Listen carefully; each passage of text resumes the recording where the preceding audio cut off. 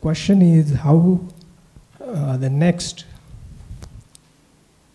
intervention,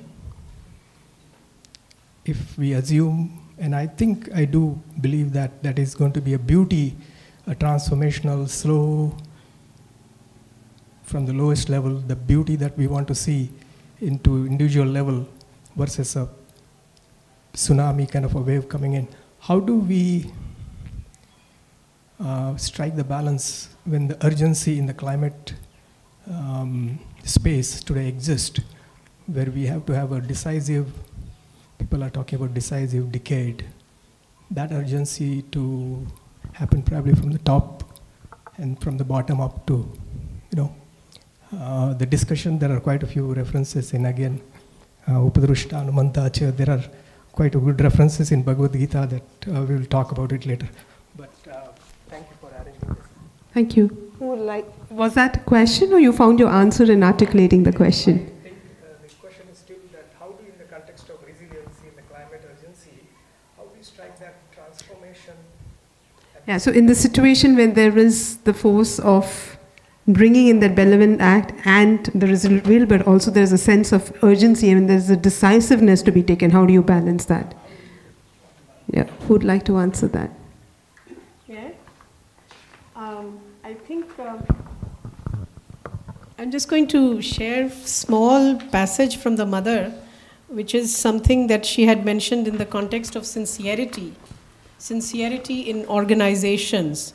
And I think it applies to kind of like collective life. And if we are talking particularly about like the climate situation, the environment thing, just a minute. I had that pointed it out and yeah. Okay. So this is in another agenda conversation. She said, at present, all human organizations are based on three things. One, the visible fact, which is a falsehood. Second, public opinion, another falsehood. And moral sense, which is a third falsehood. Mother laughs. So, ... silence. It's quite a telling conversation. See, entire system that we have, which we see today, which is rotten with all kinds of problems. Their falsehood is steeped so deep. You start picking it out from one end and it will come up on the surface from the other. How will you go about correcting that? The only solution is what Mother Sri Aurobindo emphasized is the spiritual solution.